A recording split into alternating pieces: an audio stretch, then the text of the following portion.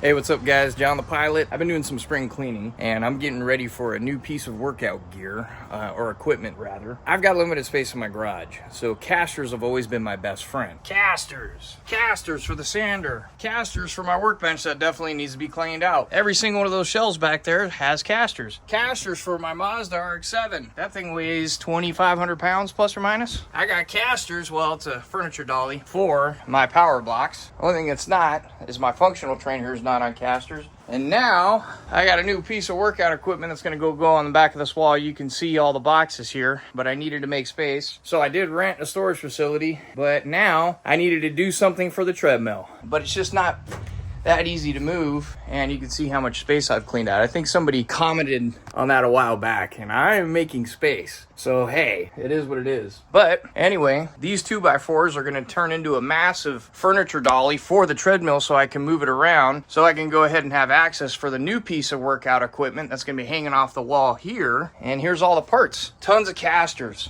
I love castors. Oh, did I mention that I've got a baby on the way due at the end of this next coming month? So as you know, I've got limited space already as it is, so castors really help me utilize as much space as I possibly can by shuffling stuff around. So that's what I'm going to be doing. Check it out. Well, with so much stuff in my garage and me making it a gym and a place that I can work on cars, I have to set up everything outside to include my chop saw, my Craig stand, my sawhorses, and a collapsible foldable table to maximize space. Here's my outdoor woodworking shop, all ready to go. Hey, there's my gluteus. Now it's time to take some measurements of the big old dolly that I'm going to create for this treadmill. Let's do 83 inches, 31 3/4. Time to get to work.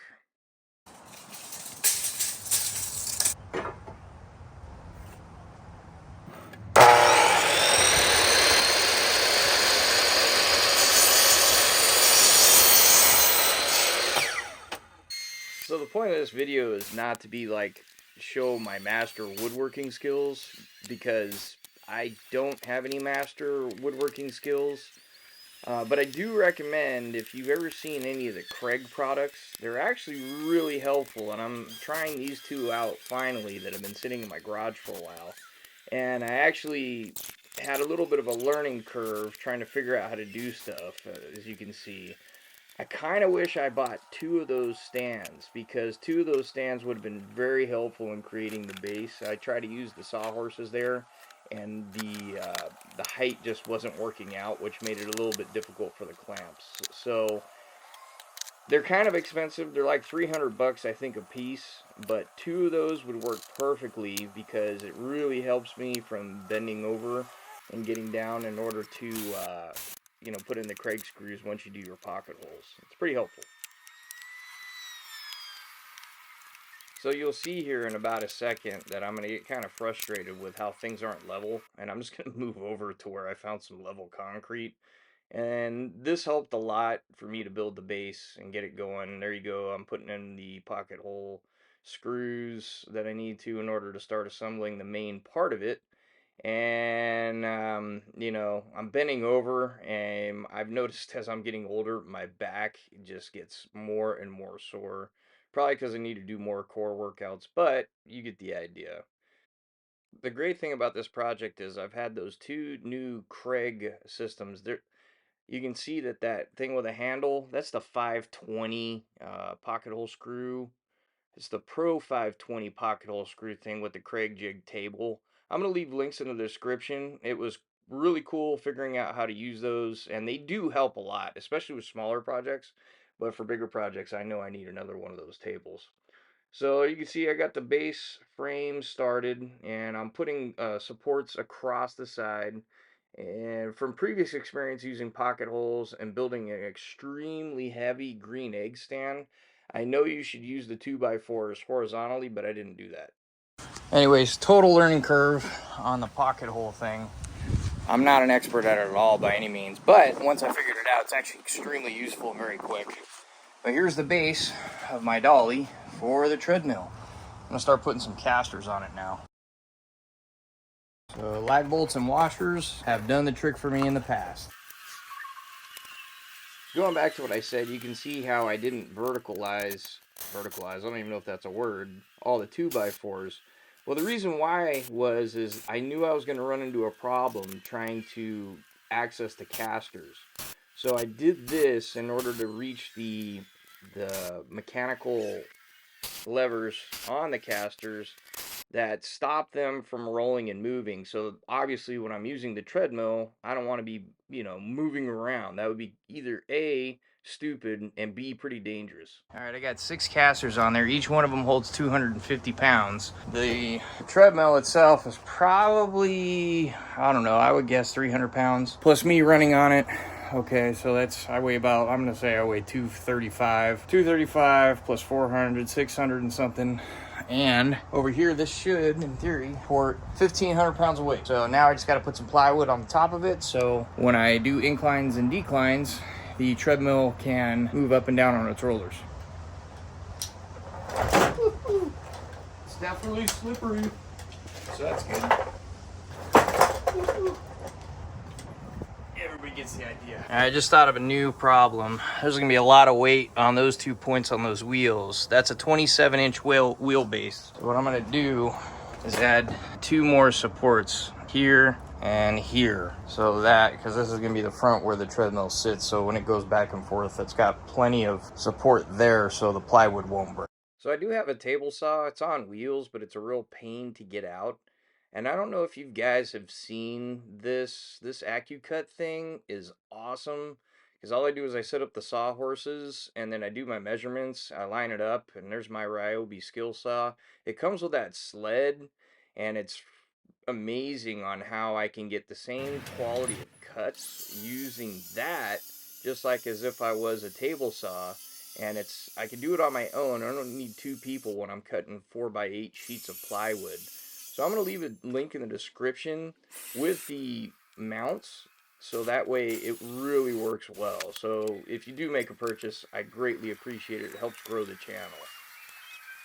So for some added stability, I use some just regular Type-On wood glue to help adhere things together. Nothing fancy, nothing crazy, just slather it on there and use some wood screws with a countersink bit, so that way, just in case anything won't get caught on them.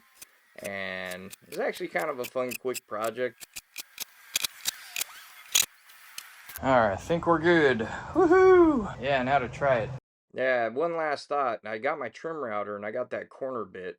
And what I did was I went around the whole base there because there's nothing worse than a sharp edge of plywood. I don't know how many times I've gotten splinters or cut myself. Now, I should have had another guy help me, but I was kind of proud of the fact that I lifted up the treadmill on its incline thing. I slid underneath the dolly that I made, but then getting it up on there totally and permanently was tough. Alright, there we go. Oh, treadmill is now on Castor. Oh, wow. You can see how easily this thing moves. I mean, those casters are like butter, but they were also expensive, $21 a piece. Now, I can do an actual check. Lock that one. Lock that one. Lock. And then last, lock. Alright, first test. Alright, it's noticeably higher up here. Noticeably higher. It's like 4.5 inches for the wheels. Another, I don't know, probably 2 inches for the plywood and the 2x4. And then the treadmill has its own height on its own. Alright, start moving on it. Alrighty, starting to walk. I notice a little wobble. You know, I could probably do is put some of those pieces of plywood that I have to chalk it, make sure it doesn't move.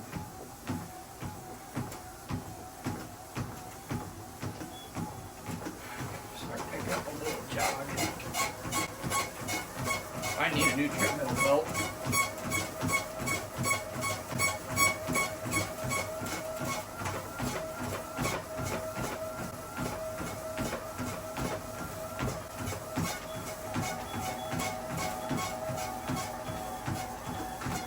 Alright, now I want to check out the incline.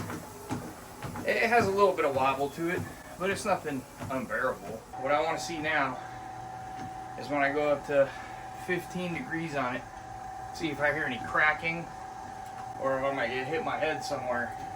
It's actually not too bad. Alright, that's not too bad. Let's see what we got. I think it's going to work out pretty good. I'll probably put 2x4s down there to chalk it off, but now my treadmill is a heck of a lot easier to move around. I love castors. All right, obviously, I'm not a woodworking master nor a Craig jig kind of guy, but all the tools that you see, I'm gonna make sure I put a link in the description, so if you want to use them, it does help a lot. But here's the finished product.